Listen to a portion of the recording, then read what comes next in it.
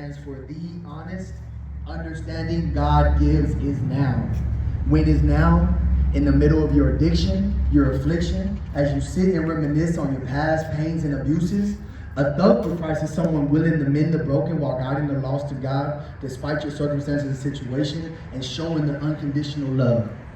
And so we started Thugging for Christ. Me and my wife started at Haven for Hope. A lot of y'all picked up at Haven for Hope, right? We was at Haven for Hope 2 years ago. We was homeless 10 months prior to us getting there. Me and my wife was addicted to meth. And we was out in Kingsville. I had a house. I was going to college. I was doing all kinds of stuff, right? Just got out of prison, did 4.5 years. I thought I was doing good, right? I was a functioning addict, right? I could work and I could use constantly, and I was steady coming up. So I thought, like, hey, I got it all under control. Well, Satan had me introduce it to my wife, and I got her addicted to meth, and things just went sour. You know, when you bring people into your darkness, everything around you falls. And we went through some things, man. Like, we bumped some roads, we hit the ground, and we lost everything. I lost my house, I lost my job, I lost my college, the college I was going to, Texas A&M, Kingsville. 2 cars. 2 cars that we just bought. We just paid for 2 cars, we lost both of them. And we was homeless. We was homeless in Austin, Texas. Now, before I continue, I just want to do a little backdrop. My name is Mashaun Hirschler, right? And at the age of 9, my mom kicked me out right here in San Antonio. She was addicted to crack cocaine. If y'all know where the Center for Healthcare is, that used to be Sam's Shelter, right? And if anybody knows Sam's Shelter 10 years ago, it was rough, like extra rough, right? And that's where my mom kicked me out at. And I grew up out there. I saw her raped and beat up. By the time I was 13, I went to foster care. By the time I was 17, I was in prison. I've been to prison 4 times, right? I'm a hardhead. I was angry at the world, right? My family left me. My family abandoned me. Didn't have no aunts or uncles. They took my brother in. I'm half white and black, and the white side of my family took my white brother in, and they allowed me to go to foster care, right? They didn't want to help me with my kids. They didn't want to help me with when I was trying to do right. And so I just kept having this angry mindset. So I went to prison 4 times. When I went to prison at 27, I couldn't read or write. I taught myself how to read and write. I got my college education. I got an associate's degree. Graduated with a 3.5 GPA. I know everything about computers, right? I love computers. I love tech. But I had to teach myself this in prison, right? They do give you opportunity to grow. Some of y'all that's been to prison, y'all know that they do give you opportunity, right? Whether you take it or not, it's up to you. So now we're going to fast forward back, right? How Thugging for Christ started. I was a Muslim for 8.5 years. I studied, practiced, and worshiped Islam, right? I did that faithfully. Any Christian that stepped to me, man, I can contradict the Bible forward and backwards. I can find anything to make somebody shake their faith, right? So if you came to me, you told me you was Christian, but you wasn't strong in your faith, you give me 5 minutes and I can make you change how you really feel about Christ.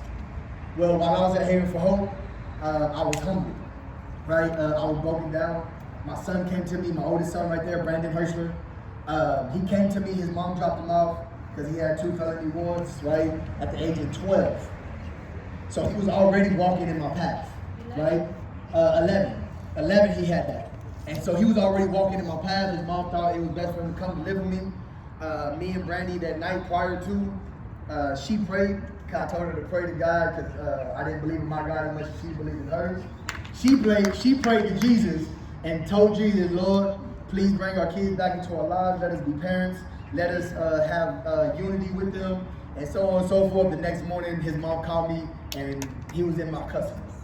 But granted, we was homeless at the time, right? We was coming off of meth.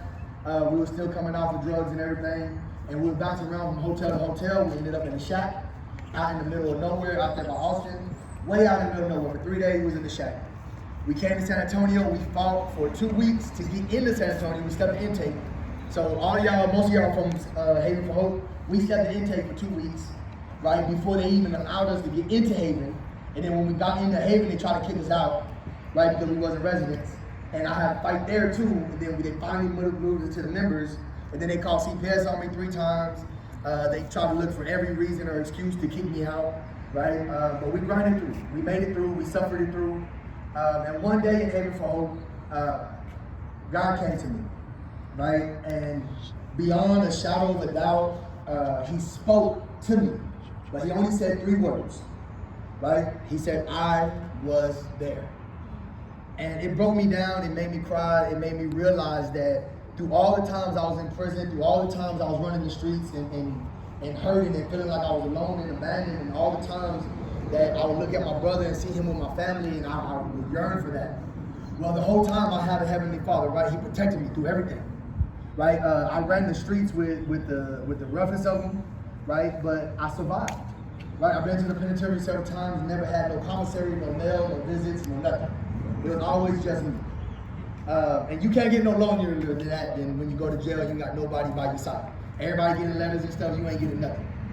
But when God spoke to me and he told me he was there, it brought up all those moments, right? And it let me know that Christ was actually there by my side the whole time, even during the roughest of times. During the toughest of times, the times when I just felt like giving up, right? Christ was there.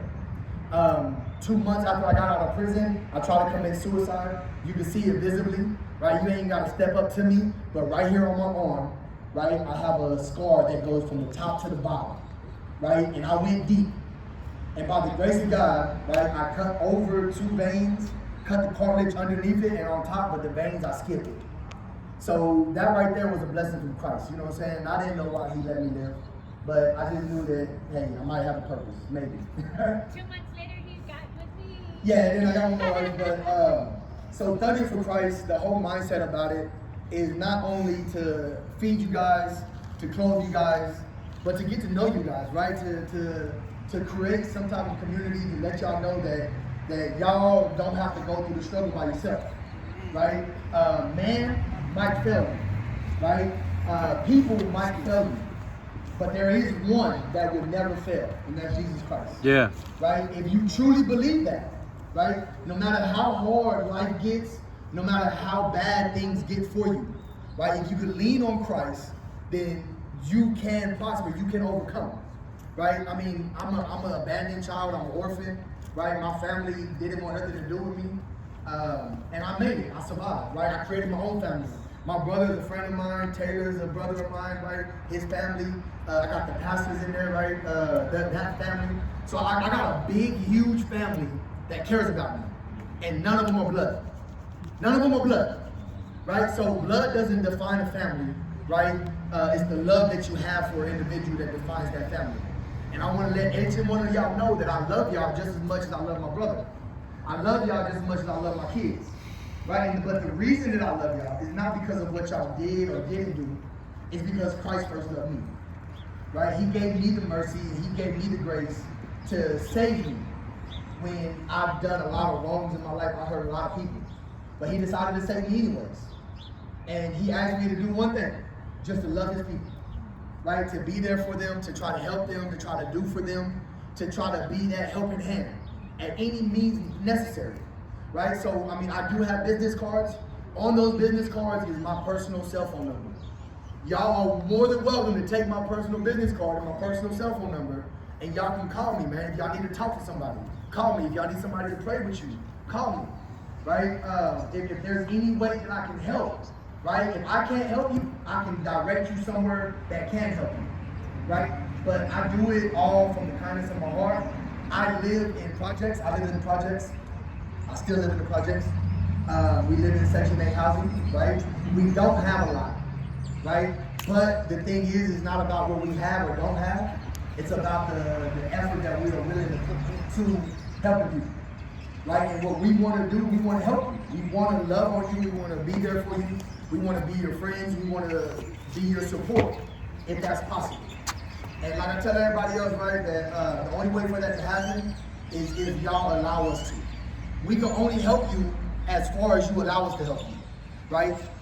If you guys decide not to reach out, well, the help is always there, right? It doesn't mean that we decide not to help you just because you don't see us again.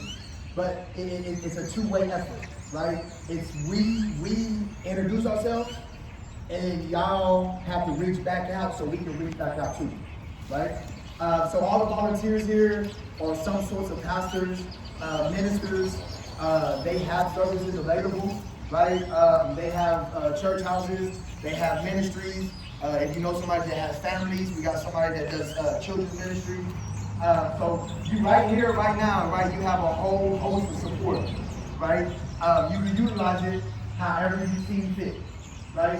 If God has something in your heart, go talk to somebody, right? If they can't help you, they'll direct you to somebody else that can. If not, they'll direct you straight to me, right? And I know what everybody has to offer and what they have. That's the introduction for Thugging for Christ.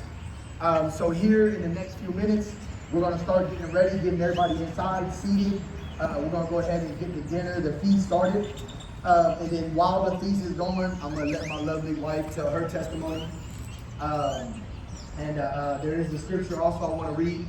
So you guys just enjoy your time right now, right? Here in about 5 to 10 minutes, we're gonna start getting everybody inside.